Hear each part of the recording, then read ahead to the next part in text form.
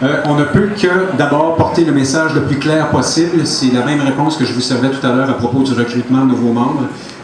Si on est un parti qui se démarque par un message que les autres partis n'ont pas, ce qui est déjà le cas actuellement, en partant, là, il y a le ferment d'une meilleure couverture médiatique, forcément, parce qu'on a quelque chose d'unique à dire. Donc, les gens vont vouloir avoir notre avis là-dessus. Je pense aussi que moi qui ai vécu à l'âge adulte les années 90, lors du précédent référendum, et lorsqu'il fallait passer par le journal La Presse et le filtre d'André Pratt pour s'exprimer, nous avons aujourd'hui une chance absolument inouïe de bénéficier des réseaux sociaux. Option nationale existe fort possiblement grâce à ça. Donc forcément, il va falloir continuer de tabler là-dessus et aller chercher des gens qui auront de l'idée et de la créativité pour toujours porter notre message de façon très moderne et intéressante sur les réseaux sociaux.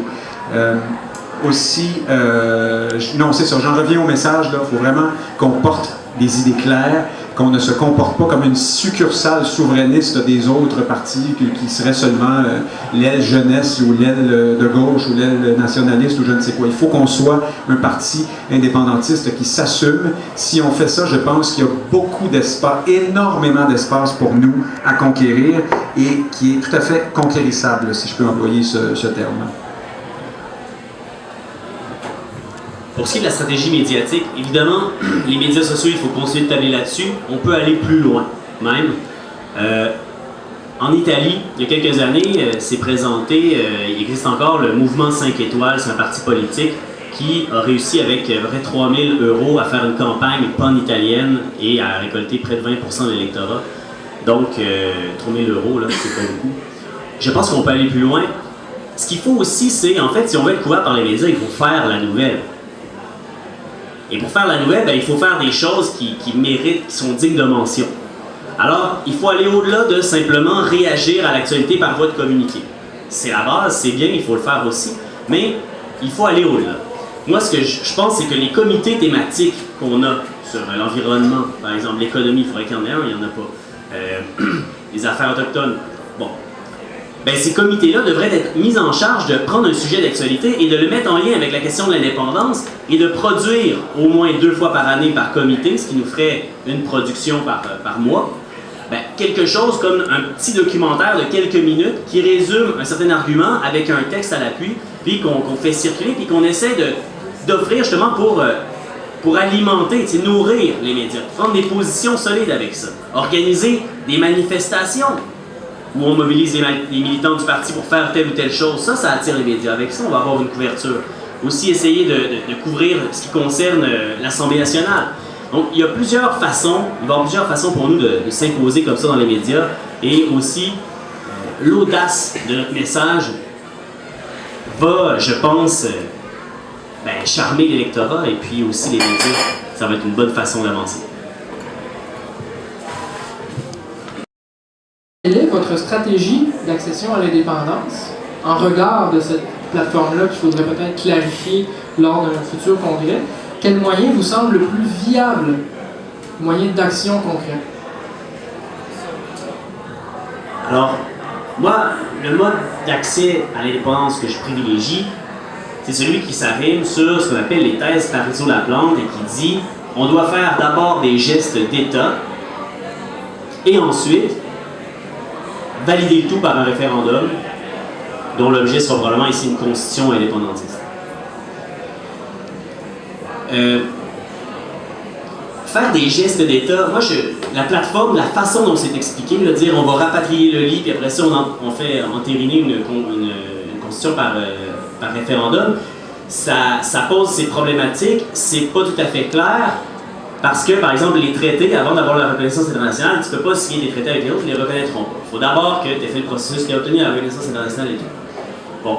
Alors, il y a des paradoxes là-dedans. Cela dit, je pense que si l'article 1 est à clarifier, ce qui doit être préservé, c'est son esprit. L'esprit qui est clair depuis le départ, qui était clair pour Jean-Martin Rosson, de dire on va faire l'indépendance en faisant des actes d'État, des gestes qui, dans le cadre constitutionnel canadien, sont considérés comme des gestes de rupture. Et puis, après ça, l'indépendance sera validée par référendum. Donc, c'est clair pour moi que ça doit se faire comme ça. C'est les thèses qui sont soutenues par Parizeau, par Laplante, par ceux qui sont les grands intellectuels de l'indépendance du Québec et qui ont aussi tiré des leçons de ce qui s'est passé en 95. Cela dit, le référendum, il va y en avoir un pareil, puis on va le gagner. On va mettre les conditions en place pour pouvoir le gagner. On va mettre une carte d'électeur basée sur une citoyenneté québécoise, que d'ailleurs on va donner à tout le monde qui réside au Québec au moment où on prend cette décision-là, mais on va empêcher par exemple qu'il y ait des demandes de citoyenneté accélérées comme ça s'est passé en 95, de gens qui vont voter non. Alors on va prendre des mesures pour contrôler les paramètres de ce référendum-là, qui va nous aider aussi à avoir une reconnaissance internationale, mais ce qu'il faut aussi donner comme message, c'est de dire le référendum n'a pas pour rôle de donner une légitimité à un cas d'indépendance. Nous l'avons déjà. Vous avez tous deux employé le terme rapatrié et rapatriement.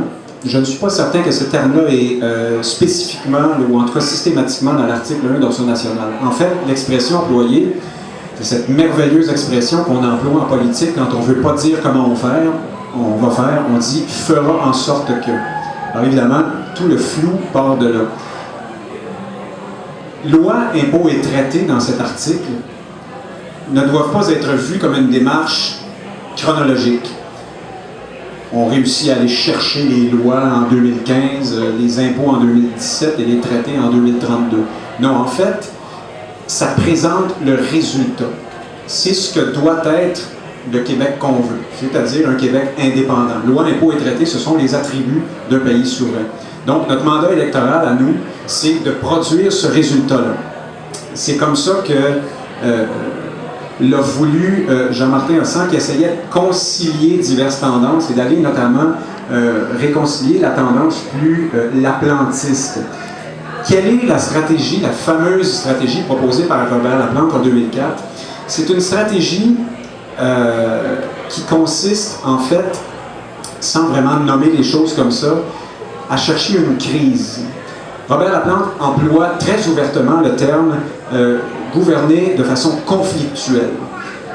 Entrer constamment en conflit avec les juridictions d'Ottawa pour provoquer des conflits, justement, et montrer aux Québécois que le Canada est un mauvais pari pour nous. M. Laplante se fonde sur une prémisse simple. Il dit que les Québécois ne sont pas à même actuellement de voter pour le oui, ils ne sont pas assez conscientisés sur la question nationale.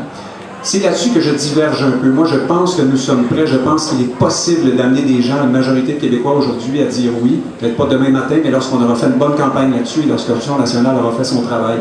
Donc, je préfère une démarche plus positive, moins complexée sur cette question-là, et moins complexe aussi. Mais je suis ouvert, dépendant des circonstances, à d'autres avenues. Parce que là, on n'est vraiment pas au pouvoir demain matin encore. Tous les débats qu'on n'a pas faits, on va les prendre maintenant.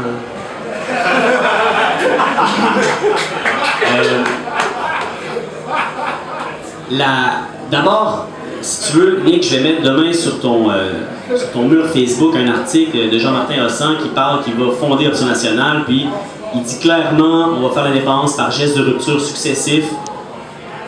Il a changé de discours depuis. Ben, en tout cas, moi je pense que beaucoup de gens sont rentrés dans l'Option nationale avec l'idée que ce qui était proposé, c'était ça. C'était les gestes d'État, les gestes de rupture, et que l'idée qu'il n'y a pas de séquence chronologique entre entre faire son lit et ensuite le référendum. Moi, c'est la première personne que j'entends dire ça. C'est jamais ce que j'ai entendu. On va l'appeler. On va l'appeler. London. OK. Bon. Maintenant, l'idée, là, ce qui ne marche pas avec la gouvernance souverainiste, partons de là. La gouvernance souverainiste, ça ne marche pas pour la raison suivante. Ça consiste à dire, on va aller essayer d'avoir le plus de pouvoir possible, puis quand ça ne marchera pas parce que ça ne sera pas légal, on va revenir à la maison, on va se plaindre, les gens seront mécontents, puis blablabla. Moi, ce que je trouve que ça a comme effet, c'est que ça fait la manifestation de notre impuissance, ça nous montre couchés, puis ça fait de nous... Ça porte atteinte à notre dignité comme démarche. Je veux juste continuer ce point-là. Faire des actes d'État, c'est dire on va aller chercher tout ce qu'on peut en faisant des actes de rupture avec le canton civique acadien, mais tout ce qu'on peut, puis qu'ils ne peuvent pas nous empêcher de faire.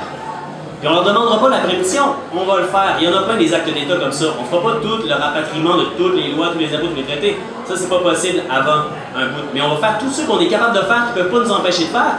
Puis eux, ce sera à eux de réagir négativement. Nous, on va pas après ça revenir et se plaindre. On va faire un geste de puissance. Et après ça, eux seront dans la position d'expliquer aux Québécois que ce qu'on vient de faire et qui est bon pour eux, ben ça se peut pas dans le Canada. Mais c'est eux qui auront le fardeau de cette démonstration-là et pas nous qui allons essayer de démontrer à nos concitoyens à quel point on est misérable, puis on est sur ça. Nous, on va agir pour le bien des Québécois en disant la démocratie québécoise prime sur toute autre forme de cadre législatif. Et c'est comme ça qu'on a l'esprit de l'indépendance. Bien, le Québec est un État. Ce qu'on appelle malheureusement la province de Québec est un État actuellement. Nous posons des gestes d'État depuis plusieurs décennies, depuis très longtemps. Je pourrais en nommer plein, mais on a nationalisé l'hydroélectricité, il y a eu la fondation de la Caisse de dépôt et placement, il y a eu éventuellement la loi 101 qui était une sorte de geste, sinon d'État, à tout le moins un geste national très très fort. Cela dit, les gestes de rupture dont on parle, dont Sol nous parle et dont M. Laplante est le père spirituel, sont des gestes dont il est entendu d'avance qu'ils n'ont pas de résultat tangible possible. Il y a très, très, très peu de modifications que nous pouvons faire au régime, au cadre actuel, sauf des choses absolument anodines. Et c'est pas pour rien que ce sont des choses anodines qu'elles sont faisables, c'est parce que ça ne dérange pas le Canada, vous comprenez? Mais dans les faits, il n'est pas possible de poser ces gestes-là sans entrer dans un conflit qui mènera éventuellement à la Cour suprême, à des arguties sur la place publique. Et il faut comprendre que pendant tout ce temps-là, bien, vous gouvernez, là. Donc, vous avez vos adversaires qui vous critiquent, vous avez une faune médiatique qui n'est pas nécessairement de votre côté, c'est le moins qu'on puisse dire. Vous avez le gouvernement fédéral avec tous ces moyens qui vous inondent d'argent pour essayer de vous faire battre, même dans votre argumentaire, avec la propagande, etc. Donc, moi, je ne suis pas du tout contre le fait de poser des gestes qui braqueront le gouvernement fédéral. Peut-être qu'à un moment donné, on va être devant une situation où on n'a que ça comme porte de sortie. Mais je pense qu'actuellement, nous pouvons proposer quelque chose de beaucoup plus positif que ça aux Québécois. Robert Bourassa a été le dernier qui a essayé de faire une sorte de geste de rupture, qui est allé négocier, qui a essayé, et à mon point de vue, les aléas, les défauts que Sol prête à la gouvernance souverainiste du Parti québécois, avec lesquels je suis parfaitement d'accord, sont les mêmes que celles de la démarche des gestes de rupture. La seule différence, c'est que le Parti québécois dit d'avance qu'il va oser moins un peu aller là-dedans, mais ça revient exactement au même. Il s'agit ici d'ouvrir des fronts de conflit avec Ottawa. On ne peut pas rapatrier les lois, les impôts, les traités, ni même des petits morceaux de ça, sans qu'il y ait conflit. Alors, c'est une stratégie intéressante, mais à date, dans l'histoire récente, lorsque les souverainistes ont voulu démontrer que le Canada était méchant avec nous, ils sont devenus les porteurs de l'odieux. C'est ça qui arrive à chaque fois. Les médias, le public, au lieu de dire « ben oui, tiens, le Canada n'est pas fin », ils disent « ah, ben on le sait, c'est parce que vous êtes séparatiste, puis vous voulez saboter le Canada, puis ça ne fonctionne pas ». Je pense qu'il y a un piège dans ça. Je répète que je suis ouvert, on n'est pas obligé de se garrocher dans des référendums en prenant le pouvoir comme ça à tout bout de champ, mais l'important, c'est qu'on dise aux Québécois qu'on veut être élus pour faire l'indépendance et qu'on prenne le meilleur moyen possible lorsqu'on sera rendu au pouvoir. Et d'ici là, je pense que le message le plus porteur pour nous, c'est de dire que nous voulons réaliser l'indépendance du Québec avec l'appui d'une majorité de Québécois. Je pense que c'est beaucoup plus porteur que de dire « nous, là, on va aller se chicaner avec Ottawa, vous allez voir ça, ça va être fantastique ». Je pense que c'est sous-estimer d'abord le caractère profondément pacifique et démocratique des Québécois. C'est aussi un peu mépriser la démocratie. Et là, j'emploie des mots forts, mais ce qui est difficile dans ça, c'est de dire, vous nous avez élus pour vous demander votre avis sur... pour nous demander notre avis sur l'indépendance, mais là, vous posez tout de suite des gestes qui mènent vers ça sans nous avoir consultés. Il y a un petit problème là. Et je pense que c'est pas... quand on est indépendantiste, on veut justement sortir de la position d'une province qui va demander des affaires à Ottawa et qui se fait dire non. C'est vrai que la gouvernance souverainiste propose ça, mais qu'on appelle ça des gestes de rupture ou des gestes de ce qu'on voudra, la finalité est la même. Moi, je ne veux pas, et je conclue là-dessus, je suis indépendantiste. Ça veut dire que je ne veux pas que le Québec se fasse dire non par le Canada. Je veux que le Québec se dise oui à lui-même.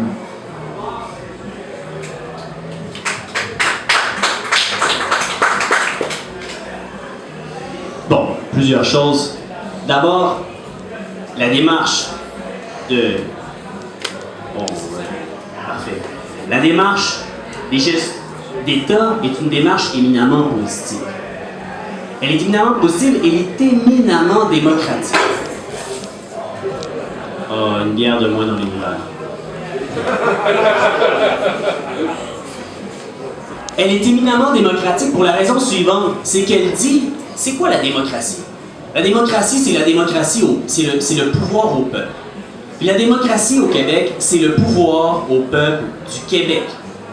Reconnaître la primauté d'une démocratie sur celle du Québec, ne pas dire la démocratie du Québec prime sur tout autre cadre législatif, ça, ce n'est pas démocratique. Ce que dit le présupposé des actes de la théorie Parizeau-Laplante, c'est de dire, ben, c'est la démocratie du Québec qui doit avoir la primauté. Quand la démocratie du Québec choisit une chose, ça doit être ça qu'on doit appliquer. La grosse différence que tu fais pas entre la gouvernance souverainiste et ce que je propose, c'est que la gouvernance souverainiste, c'est le refus de la transgression d'un cadre qui est antidémocratique. La démarche que je propose, c'est de respecter avant toute chose la démocratie québécoise. Et c'est de dire, ben, ce qui vient brimer ça est antidémocratique et nous n'en reconnaissons pas la légitimité. Maintenant, l'idée, là, c'est pas de créer la chicane. L'idée... C'est ça l'idée. Ça va en faire un peu. Mais l'idée, c'est d'aller montrer, d'agir comme l'État, de faire les gestes, justement, qui ne peuvent pas nous empêcher de faire. Ça n'a rien à voir avec le fait de quémander quelque chose. C'est d'aller prendre quelque chose. Aller prendre et exercer notre pouvoir. Puis les indépendances qui se sont faites dans le monde, ben, ils ne pourront pas nous dire non si on veut renvoyer le lieutenant-gouverneur. C'est nous qui le payons. Rapatrier, créer une caisse d'assurance-emploi au Québec, on peut le faire. On dit à nos fonctionnaires d'y cotiser. Puis après ça, on offre des conditions plus intéressantes pour que ceux qui cotisent à celui du fédéral viennent au nôtre.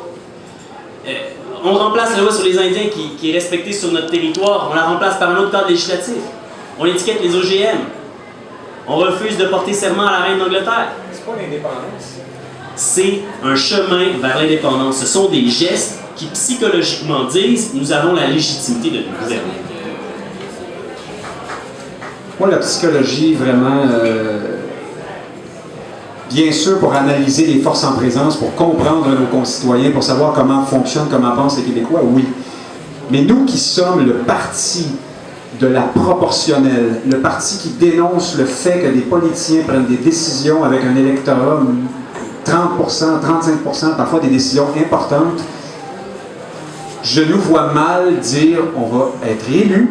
Un jour, on va vous demander votre avis sur l'indépendance, mais avant, on va faire loi, impôt, traité, ce qui est l'indépendance. Il y a un vice logique dans cette position-là. Maintenant, tout cela étant dit, moi j'aime l'article 1 actuel d'Option nationale avec ses défauts parce qu'il nous permet une panoplie de moyens d'action. Il se peut qu'on se retrouve dans une situation où on veut imposer un geste de rupture qui va être intéressant, qui peut nous mener quelque part. Mais à ce jour, ce n'est pas encore arrivé dans l'histoire. De plus, si tu veux faire un vrai geste de rupture, il y a un moyen qui s'appelle un référendum. Le mot terrible, je m'excuse de l'avoir prononcé ici devant vous et je vais récidiver, je vous avertis, mais le moins souvent possible quand même. Le référendum, ça n'a pas été inventé par le Parti québécois, ni par Claude Morin, qui était un espion, comme on dit, etc., etc. Je connais les mésaventures de Claude Morin, mais c'est très bien expliqué dans le dictionnaire ce que c'est un référendum. C'est une consultation populaire. Je pense que le plus beau geste de rupture qu'on peut poser, c'est de dire, regardez là, 52%, 56, 50,4, 62, je ne sais pas combien, mais il y a une majorité de Québécois qui disent désormais nous sommes souverains. Ça, c'est un vrai geste de rupture. Et là, la contrepartie peut te répondre « Ah, on veut pas, on n'est pas content », mais tu as tout le poids d'une décision démocratiquement prise avec toi et tu réalises ton objectif. Je pense que c'est éminemment plus porteur, encore une fois, que d'aller à l'encontre d'une constitution que nous n'avons pas signée, c'est vrai d'ailleurs, mais qui s'applique quand même. Nous l'avons reconnue de facto, nous avons participé aux élections du Canada depuis qu'elle existe, et entre autres choses, on est encore bref, bien malheureusement, nous sommes encore et toujours une province. C'est pas en manifestant constamment qu'on est fâché contre ça qu'on va parvenir à l'indépendance. Cependant, ça doit faire partie du discours des indépendantistes. Option nationale doit dénoncer autant que faire se peut, et plus, les vices du système fédéral.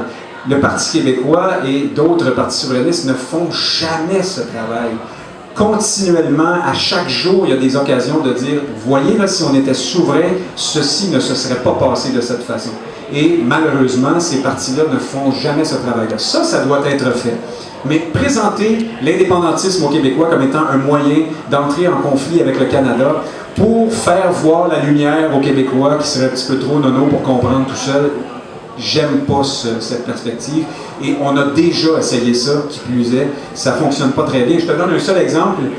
En 1998, dans ces eaux-là, la loi sur la clarté a été promulguée par notre ami Stéphane Dion, sympathique politicien fédéral parmi entre tous.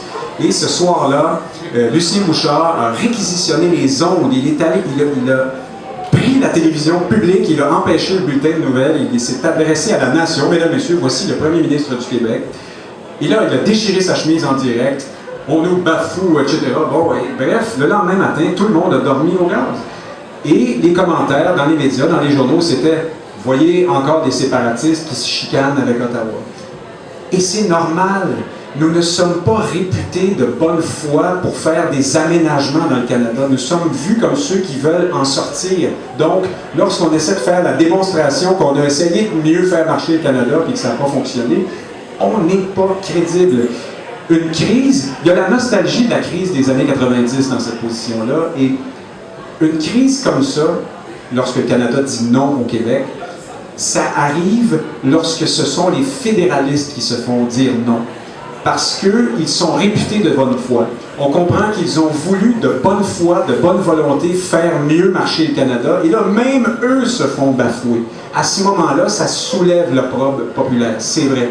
Mais lorsque les souverainistes au pouvoir déchirent leur chemise à propos du régime fédéral, ça ne soulève pas les foules.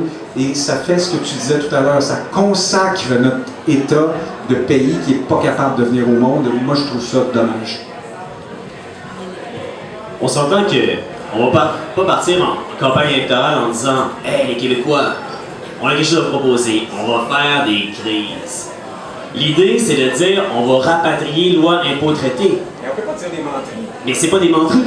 On rapatrie pas loi impôt traité. Ben, on va rapatrier, ok, ben on va spécifier les gestes de rupture qu'on fait dans l'article 1. Moi, je suis parfaitement d'accord avec ça. Il faut y aller avec la franchise, mais on va proposer des choses qui sont bonnes, qui sont avantageuses pour tout le monde. Mais dont on sait qu'elles ne se feront pas. Non, on va mettre ceux qu'on sait qui ne peuvent pas nous empêcher de faire. Ben oui, Puis les autres, on les fera après. Les OGM. Post-référendum. Oui. Ça te fait l'indépendance, ça, les OGM. Non, mais c'est une partie. D'abord, ne pas prêter serment à la reine d'Angleterre, c'est important. Ensuite, renvoyer le lieutenant-gouverneur, le remplacer par quelqu'un payé 10 fois moins cher. Se créer une caisse d'assurance-emploi, ça c'est crucial, parce qu'en plus, celle du Canada ne répond pas du tout aux besoins des travailleurs saisonniers du Québec et de la Gaspésie. C'est un modèle qui sert principalement les intérêts des travailleurs de l'Ouest pour la base électorale conservatrice. Tu fais pas lever un mouvement de libération nationale avec l'étiquetage des OGM et la caisse d'assurance-emploi? Non, on leur dit qu'on va faire l'indépendance, puis on va faire la démonstration, c'est bien, mais en attendant, on n'attend pas le référendum comme si c'est ce dont on avait besoin pour avoir la légitimité. On n'attendra pas ça pour le faire. Mais si on n'a pas besoin de ça, pourquoi qu'on attend? C'est un moyen parmi d'autres, le référendum. L'Assemblée nationale peut déclarer l'indépendance Demain matin, l'utilité d'un référendum, c'est d'aller chercher un appui populaire. Mais Option nationale n'est pas un parti qui doit être référendiste. On n'a pas à attendre le jour du référendum. Il faut qu'on dise aux Québécois, nous, là, notre but, c'est pas faire des référendums, c'est faire l'indépendance. Le référendum, c'est un accessoire. Quand tu vas au restaurant avec tes amis, tu leur dis pas, venez-vous-en, on va faire de la fourchette. Tu dis, on va aller bien manger. c'est la même chose. Le référendum, ce n'est qu'un moyen, c'est somme toute insignifiant dans le débat. Mais c'est quand même celui que tu privilégies. Et tu veux pas qu'on fasse d'acte d'État avant. Et ça, le message... Non, je veux bien. Ce que je dis, c'est que je pense pas que ce soit très porteur à moyen terme. On peut en faire un ou deux. Je sais pas, on va faire quelques-uns, mais... Moi, je pense qu'on va faire tous ceux qui ne peuvent pas nous empêcher de faire techniquement. On doit justement pas se mettre dans la position d'impuissance où ils vont nous dire non. C'est pas du tout ça. On doit se mettre dans la position où on montre ce qu'on est capable de faire, ce qui est légitime qu'on fasse. Puis en refusant de le faire, eh bien, on désavoue la démocratie québécoise. Carrément. Et ça, symboliquement, c'est important. Regardez tous les souverainistes là, qui ont porté allégeance à la reine d'Angleterre. C'est problématique porter allégeance à la reine d'Angleterre parce que si en plus tu t'engages à faire l'indépendance, le message que tu envoies là, c'est de dire, regardez, Mais ça... attends un peu, non, attends un peu. C'est de dire, écoutez, ma parole n'a plus de valeur. Et c'est comme ça que je commence mon mandat pour réaliser un projet, faire l'indépendance. Ça, à tous les jours... Tu t'achètes des biens et services avec des billets de banque avec la face de la reine d'Angleterre dessus. Non, j'utilise ma carte plus souvent. Ben oui, c'est ça, mais tu sais. C'est même pas vrai. Moi, oui, je te dirais. Mais, bien sûr, on peut s'attarder au symbole, mais penser qu'on va jeter les Québécois à terre avec ça, que les gens vont descendre dans la rue pour réclamer l'indépendance du Québec, je pense qu'on est loin du compte. J'en suis, moi, là, si Option nationale approche le pouvoir bientôt et qu'on a l'occasion, peut-être un ou deux candidats d'être élus, et qu'on l'est, moi, je serais tout à fait partant pour faire un geste fort et dire, moi, je refuse de prêter allégeance à la reine d'Angleterre. Ce serait un beau geste à poser. Maintenant, de façon plus large, encore une fois, l'étiquetage des OGM ou la Caisse d'assurance-emploi, pour moi, ne sont pas des gestes qui vont créer un contexte indépendantiste fantastique. Pour moi, c'est la portion congrue. C'est de continuer d'agir de tant bien que mal à l'encontre du cadre canadien. C'est ça, la condition provinciale, c'est ça. L'identité d'une province, quand on est une nation comme le Québec, eh bien, au cœur de cette identité-là, il y a l'idée d'être constamment en porte-à-faux et en rivalité avec le palier de gouvernement supérieur. En conclusion, j'ai tout dit. Merci. Je pense qu'il y a un parallèle à faire avec l'adolescence, l'âge adulte, puis l'accession à l'indépendance. Une analogie à faire, là. On devient adulte en agissant comme un adulte. On ne demande pas la permission d'être un adulte. Tu parles de chez vous. Justement, c'est ce que je propose. On part de chez nous.